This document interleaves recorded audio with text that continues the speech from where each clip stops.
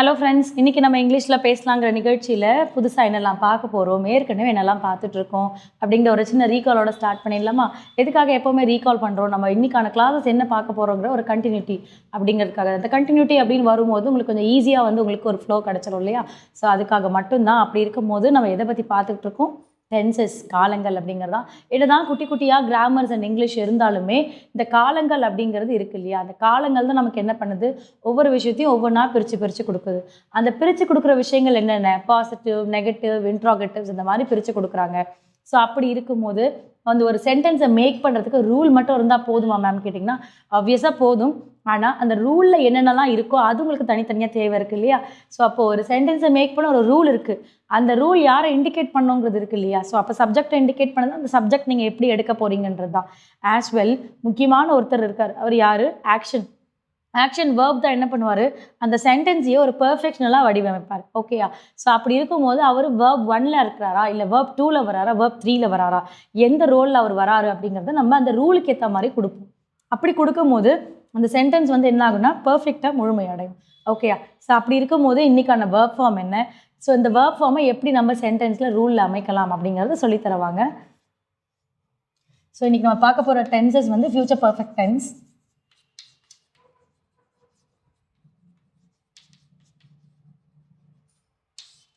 So நம்ம எக்ஸ்க்ளூசிவாக எதை பற்றி பார்க்க போகிறோம்? Negative sentences. நெகட்டிவ்னும் போது விச் இஸ் இண்டிகேட் நாட் அப்படிங்கிறது தான். ஓகே, ஸோ அப்போது இதில் வந்து ஃபஸ்ட் என்ன வேணும்? Verb forms. வேர்ப் யாரெல்லாம் இருக்காங்கன்னு V1, V2, V3. அதாவது present, past, past participle. Okay, so இன்றைக்கான வேர்ப் ஃபார்ம் என்ன எடுக்கிற அப்படின்னா வெயிட் அப்படிங்கிறது தான். ஸோ ஜென்ரலாகவே வெயிட்னா என்ன? காத்திருக்கிறது இல்லையா? ஸோ அப்போது காத்திருங்கள்.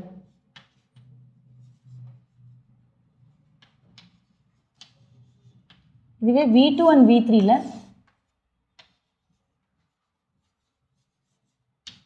வெயிட்டட் வரும்போது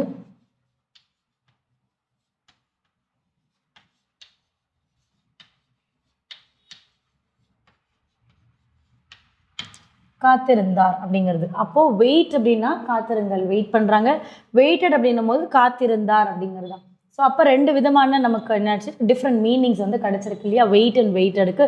ஸோ இப்போ இது நம்ம என்ன பண்ணணும், ரூலில் எடுத்துகிட்டு வரதுக்கு முன்னாடி நம்மக்கிட்ட என்னெல்லாம் சப்ஜெக்ட்ஸ் இருக்குது அப்படிங்கிறத லிஸ்ட் பண்ணிவிடுவோம். So I, we, you, he, she, they, it, இதெல்லாம் சப்ஜெக்ட்ஸில் இருக்காங்க இல்லையா? ஸோ அப்போ சப்ஜெக்ட்ஸ் எல்லாமே ரெடி. ஸோ அதுக்கப்புறம் நம்ம என்ன பண்ண போகிறோம்? ரூல் எடுக்க போகிறோம். யாருடைய ரூலு? ஃபியூச்சர் பர்ஃபெக்டோடைய ரூல் எழுத போகிறோம். ஸோ அப்போ ரூல் வரும்போது ஃபர்ஸ்ட் என்ன வராங்க? சப்ஜெக்ட். ஸோ சப்ஜெக்டை கூடலாம் நம்ம என்ன பண்ண போகிறோம்? ரூலை கொடுக்க போகிறோம். ஸோ இந்த ஃபியூச்சர் பர்ஃபெக்டான ரூல் வந்து வில் ஆர் ஷல் ப்ளஸ் நெகட்டிவ்னு சொன்னதால் நாட், பர்ஃபெக்ட்னு சொல்லியிருக்கிறதால ஹேவ் கொடுத்தாச்சா? ஸோ நம்ம கண்டிப்பாக என்ன பண்ணணும்? வேர்ப் ஃபார்ம் கொடுக்கணும்.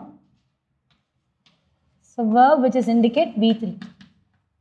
V3 எதை இண்டிகேட் பண்ணுது? பாஸ்ட் பார்ட்டிசிபிள்ஸை இண்டிகேட் பண்ணுது. அப்போ நமக்கு என்ன ஆயிடுச்சு? ரூல் வந்து பர்ஃபெக்டாக ரெடி ஆகிடுச்சு.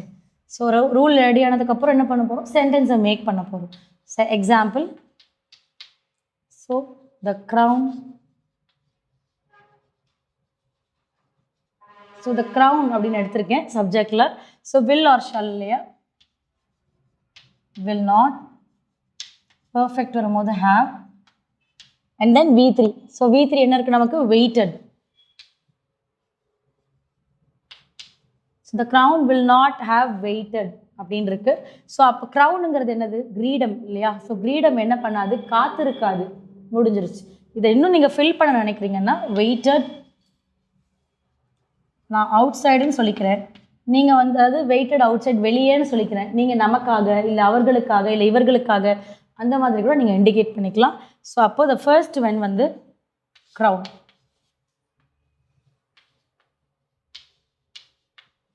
ஸோ கிரீடம் என்ன பண்ணியிருக்காது? ஸோ வெயிட்டட் அவுட் சைடு இல்லையா? அப்போ வெளியே,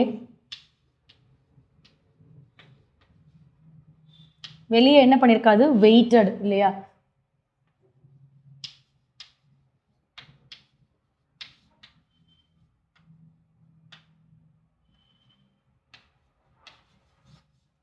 ஸோ வெளியே காத்திருக்காது, அதாவது வெயிட்டட் அப்படிங்கிறத நம்ம முடிச்சிட்டோம். இருக்காது அப்படிங்கிறத அந்த வில் நாட் ஹேவ்ங்கிறத இங்கே முடிச்சிருக்கோம். ஸோ இங்கே நம்ம யூஸ்வலாக காத்திருக்க மாட்டார், காத்திருக்க மாட்டான் அப்படின்னு நம்ம சொன்னோம். இங்கே காத்திருக்காது அப்படிங்கிறது எதனாலனா இந்த சப்ஜெக்ட் வந்து க்ரௌன். த க்ரௌன் அப்படிங்கிறது ஒரு பொருள், ஒரு கிரீடம் இல்லையா? அந்த கிரீடம் அப்போ இங்கே இருக்க சப்ஜெக்டில் யாரை இண்டிகேட் பண்ணுது? அப்போ த க்ரௌன் அப்படின்னா which is indicating it. So இட்டுங்கிறது நம்ம எதை குறிப்போம்? அது அல்லது இது. ஸோ அது இது அப்படிங்கிறது குறிக்கிறதுனால தான் காது அப்படிங்கிறது சொல்கிறது. ஸோ அப்போது ஒரு பொருளை சொல்கிறதுனால தான் இட்டுங்கிறது இண்டிகேட் ஆகுது. அந்த இண்டிகேஷன் வந்து காத்திருக்காது அப்படிங்கிறது சொல்கிறோம். அது இது அப்படிங்கிறதையும் நம்ம சொல்கிறோம். ஸோ இப்போ இதுவே வந்து ஒரு ஹியூமனை குறிக்கிற மாதிரி இருக்குன்னா நம்ம மாட்டார்கள், வந்திருக்க மாட்டார்கள், செய்திருக்க மாட்டார்கள்னு நம்ம ஒரு மரியாதையை நம்ம சொல்லுவோம் இல்லையா? So which is indicate the human voice அப்படிங்கிறது. ஆனால் இங்கே வந்து பொருட்களை சொல்லும் போது நம்ம என்ன பண்ணோம்னா இருக்காது அப்படிங்கிறத வந்து நம்ம அப்படி ஒன்றும் ரெஸ்பெக்டபுளாக சொல்லணும்னு அவசியம் இல்லை. பிகாஸ் சின்ஸ் விச் இஸ் என்ன ஆப்ஜெக்ட், ஒரு ஆப்ஜெக்டை நீங்கள் சொல்லும் போது அப்படி சொல்லணுன்ற அவசியம் இருக்காது. ஸோ இதை நீங்கள் மாற்றி கூட நீங்கள் சொல்லிக்கலாம். The crown will not have waited as longest, அதாவது ரொம்ப நேரம் காத்திருக்காது. அதாவது ரொம்ப நேரம் ஆஸ் லாங்கஸ்ட்னா ரொம்ப நேரமாக அது வெயிட் பண்ணிட்டு இருக்காதுன்னு சொல்லிக்கலாம்.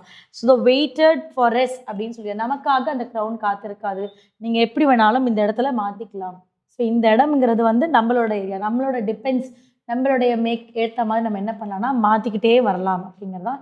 ஸோ சிலர் வந்து அவைட்டட் அப்படின்னு சொல்லுவாங்க. ஸோ இதில் வந்து அவைட்டட் அப்படின்னு வரும்போது AW வரும். இங்கே வெயிட்டட் தான் நம்ம சொல்கிறோம். காத்திருங்கள், அதாவது ஜென்ரலாக வெயிட்னும் போது அந்த காத்திருங்கள்ங்கிறது வந்து ஒரு மனுஷங்க வந்து ஏதாவது ஒரு எக்ஸ்கியூஸ் கேட்குறாங்க, ஒரு ரிக்வெஸ்ட் கேட்குறாங்கன்னும் போது அவங்கள ஜஸ்ட் வெயிட் அப்படின்னு சொல்கிறோம் இல்லையா? ஸோ அப்போ அவங்கள தான் என்ன சொல்கிறோம், டைரெக்டாக அவங்கள வந்து ஜஸ்ட் வெயிட்னு சொல்கிறதால காத்திருங்கள் அப்படின்றது. அதே உங்களுக்கு வெயிட்டட் அப்படின்னும் போது அவங்க முடிஞ்ச விஷயத்த போய் யார்கிட்டயும் தெரிவிக்கிறாங்க. ஓகேயா? இல்லை நான் வெயிட் பண்ணிட்டு இருந்தேங்கிறத நீங்கள் தெரிவிக்கிறீங்க. அதுதான் நீங்கள் காத்திருந்தார் அப்படின்னு சொல்லக்கூடியது. ஸோ ரெண்டுத்துக்குமே வித்தியாசம் இருக்குது.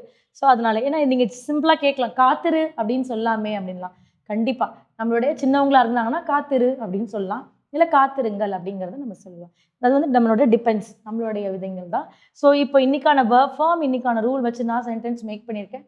ஸோ இதை வச்சுட்டு நீங்களும் ஒரு 5 to 10 சென்டென்ஸ் ஹோம்ஒர்க் பண்ணுங்கள்.